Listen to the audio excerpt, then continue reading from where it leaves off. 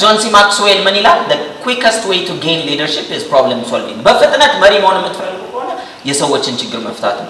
በቤት ውስጥ መሪ መሆን ከፈለጋችሁ የቤት ውስጥ ችግር መፍታት ነው። ቤት ውስጥ እኮ እናትና አባት ሳይሆን ወይ የመጀመሪያ ሴት ልጅ ወይ የመጨረሻ ልጅ ወይ ማከለኛ የሆነች ሴት ልጅ ወር ደግሞ ወንድ ልጅ ሊሆን ይችላል መሪ ይሆናሉ በቤት ውስጥ።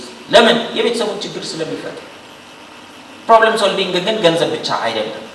ማስተሳሰብ ሊሆን ይችላል፣ ሰው ማስታረቅ ሊሆን ይችላል፣ ግልጽ ነው። ጊዜ መስጠት ሊሆን ይችላል፣ ማዳመጥ ሊሆን ይችላል። ሰዎች የጎደለባቸውን ችግር መፍታት ከቻለን በፍጥነት መሪ እንሆናለን። በቤታችን፣ በጓደኞቻችን፣ በአካባቢያችን፣ በሰፈራችን፣ በከተማችን።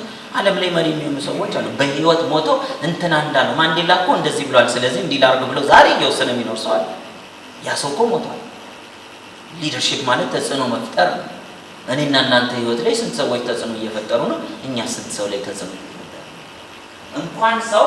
እንኳን ሰው የተበላሸ ሰዓት በቀን 2 ጊዜ ትክክል ነው ይባላል።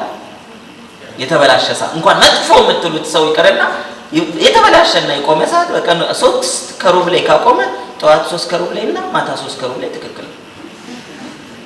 ስለዚህ ሰውን አንናቅ ማለት ነው። የኔ ቢጤ ቁጭ ያለ የኔ ቢጤ ተጽዕኖ ይፈጥርባችኋል። አይታችኋል። አንዳንድ ጊዜ አይታችሁ አልፋችሁ ሄዳችሁ የሆነ ቦታ ደርሳችሁ ግን ለምን አልሰጠው ምኑ ተጽዕኖ እንዳሳደረባችሁ አይታወቅም። አንዳንድ ደግሞ አይቷችሁ እቺ ነገር ቀለም ነች ውሸታም አልሰጥም። ፖዚቲቭም ኔጌቲቭም ተጽዕኖ ይፈጥርብናል። ፖዚቲቭ ኢንፍሉዌንሰርስ መሆን አለብን። ግን በቀን 2 ሰው ላይ ብቻ ተጽዕኖ ከፈጠርን የተበላሸ ሰዓትና እኛ ብዙም ልዩነት የለንም።